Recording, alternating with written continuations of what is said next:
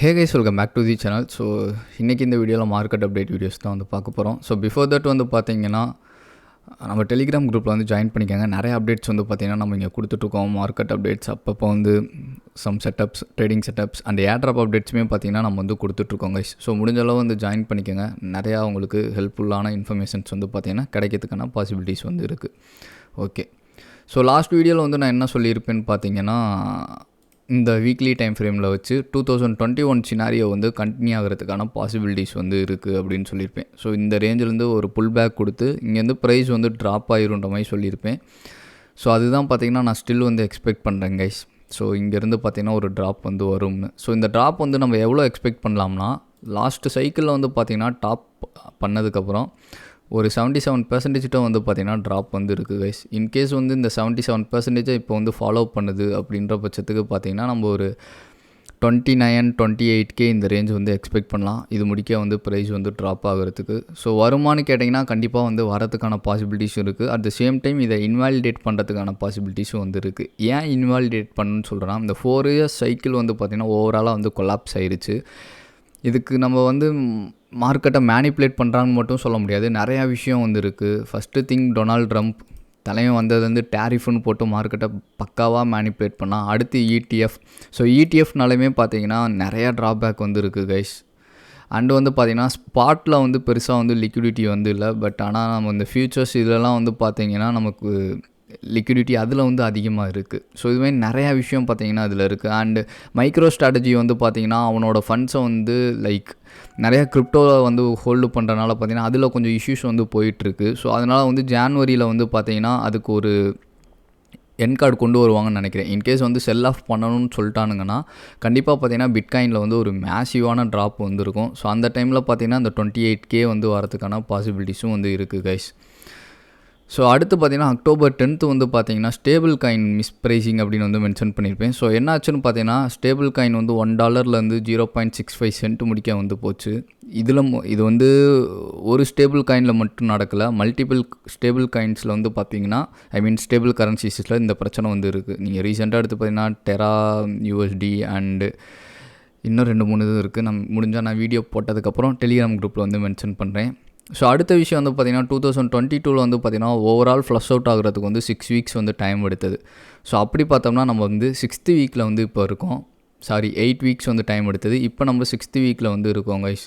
So என்னை பொறுத்தளவு பார்த்திங்கன்னா இதையும் வந்து இன்வாலிடேட் பண்ணணுன்னு தான் எக்ஸ்பெக்ட் பண்ணுறேன். இதுக்கு ரீசன் அந்த 4 years சைக்கிளில் வந்து கொலாப்ஸ் ஆகிடுச்சு கைஸ். ஸோ இதுதான் பார்த்திங்கன்னா நான் வந்து எக்ஸ்பெக்ட் பண்ணுறது. ஸோ நிறைய பேர் வந்துட்டு இந்த டாப் அவுட் வந்து இந்த டேட்டில் வந்து ப்ரிடிக்ட் பண்ணேன், பிட்காயின் கரெக்டாக இருந்துச்சு, இதுக்கு கரெக்டாச்சுன்னா. பட் எனக்கு என்ன தோணுதுன்னா, மேபி ப்ரைஸ் வந்து இன்னொரு லெக் கூட மேலே வந்து போகலாம். அது எப்படி வேணால் வந்து போகிறதுக்கான பாசிபிலிட்டிஸ் வந்து இருக்குது.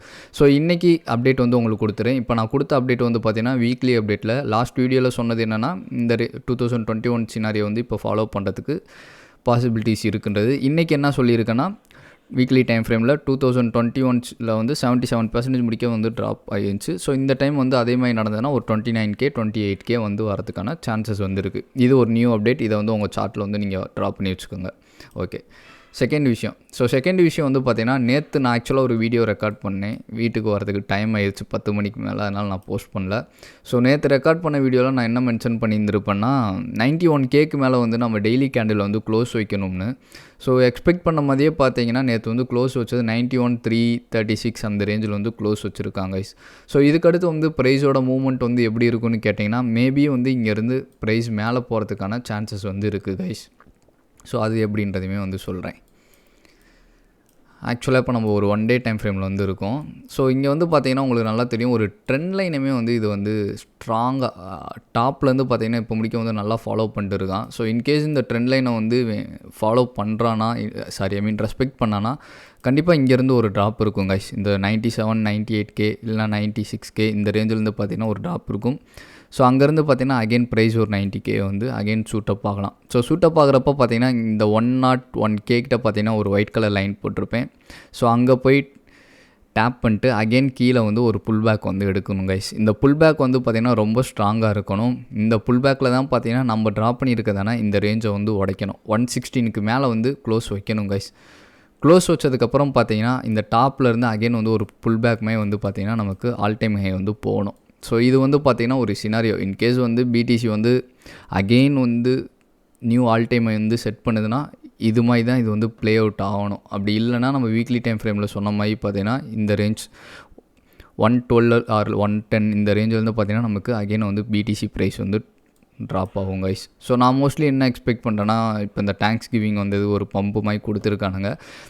December 25th அல்லது நியூ இயருக்கு முன்னாடி வந்து பார்த்தீங்கன்னா கண்டிப்பாக ஒரு மூவ் வந்து மார்க்கெட்டில் இருக்குன்றதான் நான் வந்து எக்ஸ்பெக்ட் பண்ணேன். ஸோ நீங்களும் இந்த ட்ரெண்ட் லைன் வந்து ட்ராப் பண்ணி வச்சுக்கோங்க. ஏன்னா ஆல்ரெடி பார்த்தீங்கன்னா இது நிறையா டைம் வந்து இங்கே ரிஜெக்ஷன் ஆகிருக்கு. ஸோ இது பார்த்தீங்கன்னா 1